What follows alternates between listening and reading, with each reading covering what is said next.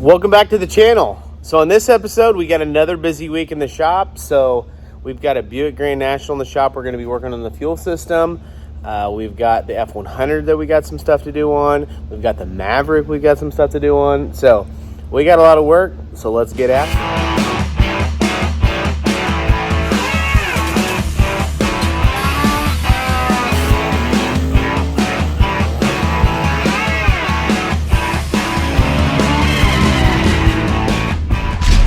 You're watching the Vasko Speed and Performance YouTube channel.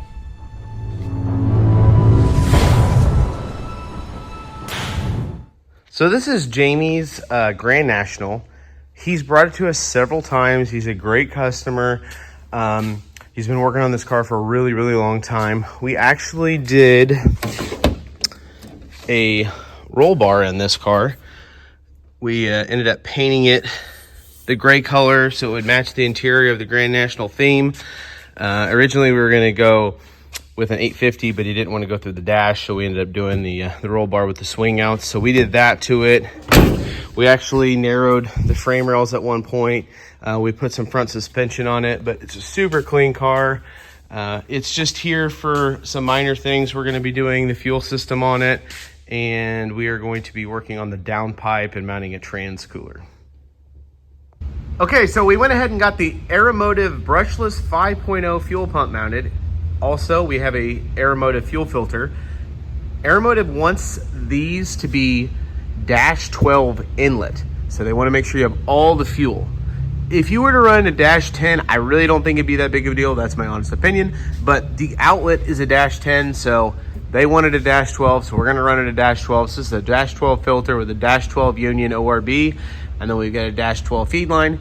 So we need to sump the tank. So that's what we're working on now. But also, this fuel filter is one of my favorites because it's got this ball valve on it and it's built in. So say you need to change your fuel filter, you close the ball valve, you unscrew it, you take your filter out, change your filter, put it back in, open it back up. You're not draining the entire gas tank on you. So it's a little bit more money, but if you can do it, it's the way to go. So we got the dash 10 hose from the pump coming up. It goes to another filter. This is after the pump. This is, I believe, a 40 micron, also made by Aeromotive. And then we go into a Y block, and then it goes to dual dash 8, which goes up to each side of the rail. And we can lower it down and show you what it looks like up top. Well, we've made pretty good progress in Jamie's car. We're about done with it for this visit. We got the fuel system all plumbed. It turned out pretty cool. So we end up doing a 180 around here into the regulator, and the other side comes up into here. And then your return is a dash 6 goes back. You have dual dash 8s feeding it. There's a Y. I'll show you that in a second. But yeah, fuel system's pretty much done on this thing. One of the things he wanted us to weld the blow-off valve on. So we welded a blow-off valve on. We added an IET sensor bung.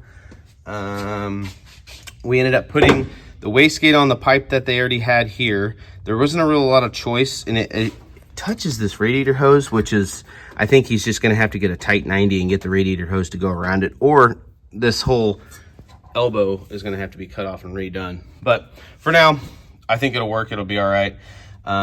His turbo, it was already mounted onto the manifold, so we went ahead and just clocked this because it wasn't clocked correctly. The feed was up here and the drain's down there. He's still got to hook up the drain hose to it.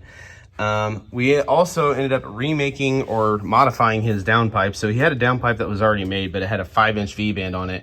And this is a 3.5 inch. And then the rest of it was a 4-inch tube. So we ended up using this tight 90 4-inch, and then I had to use a little bit of an extension here to get it to fit and make it work right. Welded a wideband bung in it. He's running an NTK oxygen sensor.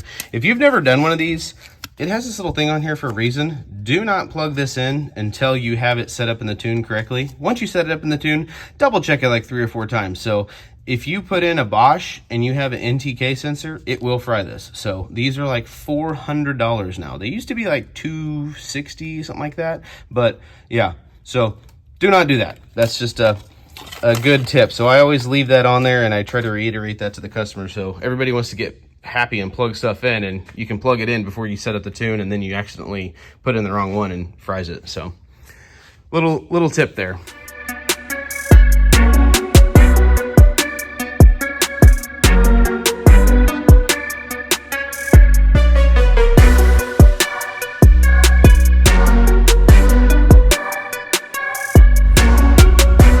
here we have the factory style fuel tank out of the Grand National. It's got some plastic baffling in it, so it's probably going to melt a little when we go to do this, but not a huge deal. So we went ahead and ordered a sump online. This is our sump. Most of the sumps come with a 1/2 inch NPT outlet on them. They generally come with dual 1/2 inch NPT. So we went ahead and cut this one off and welded a -12 steel bung onto it. This one we're just going to plug in case you ever need to drain the tank. You just take that plug out and it'll drain the tank. But the next step is we need to weld this contraption to the bottom of the pan. We'll cut some holes in it to help, baffle it also, and then we will TIG weld this thing to the pan, put some water in it, make sure it doesn't leak, and then it should be good to go. Okay, so I've got 3 holes cut. I've got the sump kind of planned out.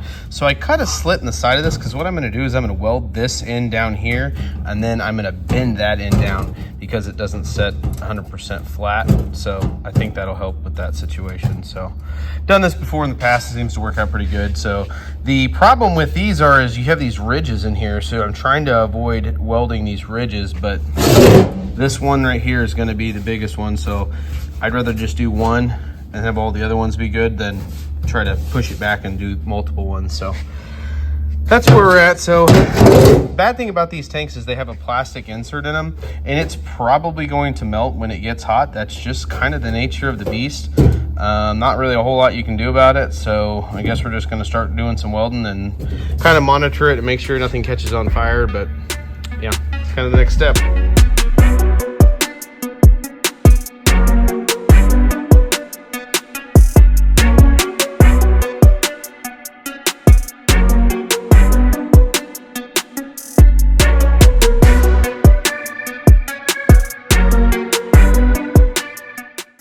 So we're getting close to finishing up the F100, and we need to get the exhaust to come out the side. So this is a video of us trying to figure out how to make the exhaust come out the side. We ended up making a 4-inch tip for it. Not really for sure if we're going to like the 4-inch tip, so we're probably going to end up making it a little bit smaller and kind of see how it looks after we get this hole cut out.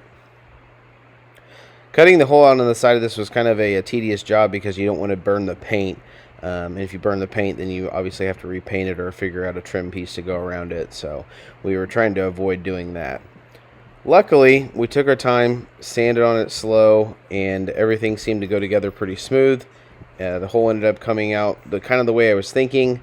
I'm still just not sold on the 4-inch. You'll see in a second we're going to end up putting the 4-inch tip that I kind of made in there after I get the hole cut out, and it just seems a little too large. Maybe it hangs down too far, so not sure what to do. I think we're probably going to end up making it a 4-inch or a 2.5-inch oval. This is definitely not a boat channel, but this is the second boat that I've had on the channel.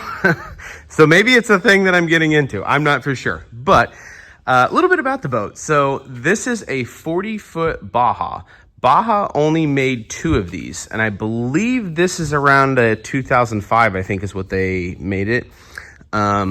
So it has a carbon fiber hull, I think is what I was told. Don't quote me on that. This one is called, I think, Spotlight, I think is what it is, and they called it that because of the designs on the side. The other one, I forget what the name of it is. I'll have to ask Joe. Joe's the owner, so Joe owns this boat. He also owns a machine shop here in Green Valley, local to us. He is my brother-in-law Kyle's, who owns the other boat that we worked on, is his cousin. So this boat came from the factory, I think he said, with twin 700 horsepower big blocks. At one point, it was converted to the motors that we just put in. Then the motors that we just put in, they were pulled out, and then somebody put carbureted blown 509s in it. Joe had an issue with one of those, so he pulled it out, and that's why we ended up going with these Mercury Racing 1075s. So they're called Mercury Racing 1075s because they make 1,075 each. So pretty cool deal. They're fuel injected. They have their own ECM.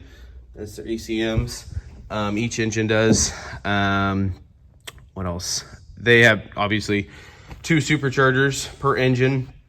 At one time, I believe these were 850s, and from what I'm told, I know not a lot about boats, but what I'm told, the 850s are the same engine as the 1075s. It's just they have a different timing map, and I think they probably turned the boost up a little bit. So From what I was told, these engines actually were 850s, but they've been upgraded to the 1075s.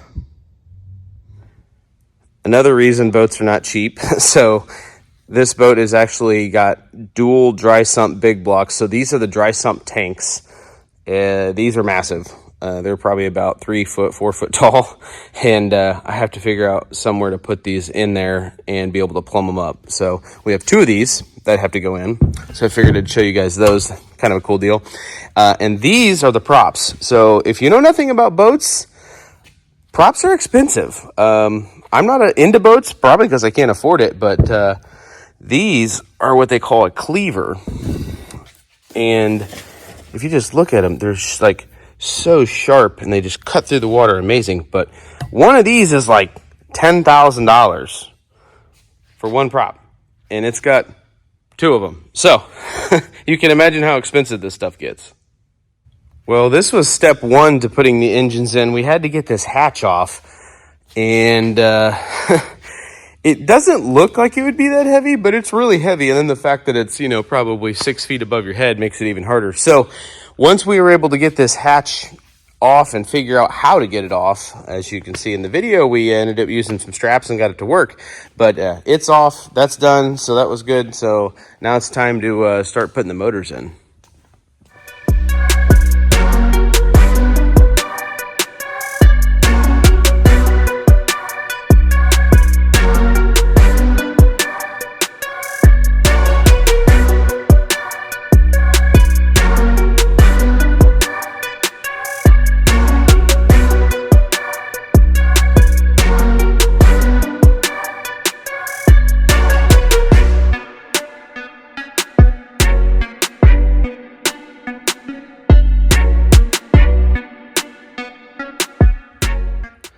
So both engines are in.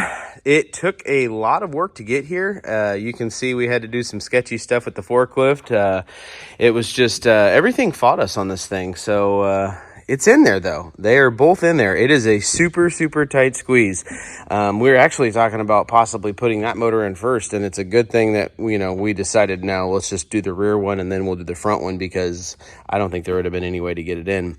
But most boats don't have transmissions. This boat actually has transmissions, and the back of the transmission has like a massive O-ring on it, and it has to slide into what I would call that's the transom, but I would call like a firewall. So we had to like slide it back into that. Plus you had to meet both of your what I would call motor plates, but they're motor mounts, but we had to slide the engine back in there and then lower it down and get everything to bolt up. And one of the problems was all the L brackets for the motors, the bolts, it's almost like they just stuck it in there and just drilled the holes. Whereas what we did was we took all the plates out and we slotted them on the mill. So Joe, the owner of the boat, actually has a machine shop. So we took him down to his shop and slotted all of them. And that was a lifesaver, because it helps you just like tweak the engine side to side and get everything working. So, but yeah, for the most part, they're both in there. Now the next step is we are going to have to rework some of the plumbing and run all the fuel lines, water lines, things like that. So we have our hands full with everything coming up on this thing. But yeah. So we will have more content to come on this thing. Well, that's going to do it for this episode. So I know this isn't a boat channel, but I hope you guys like the content. So if you do, make sure you like, comment, and subscribe, and we'll catch you on the next one.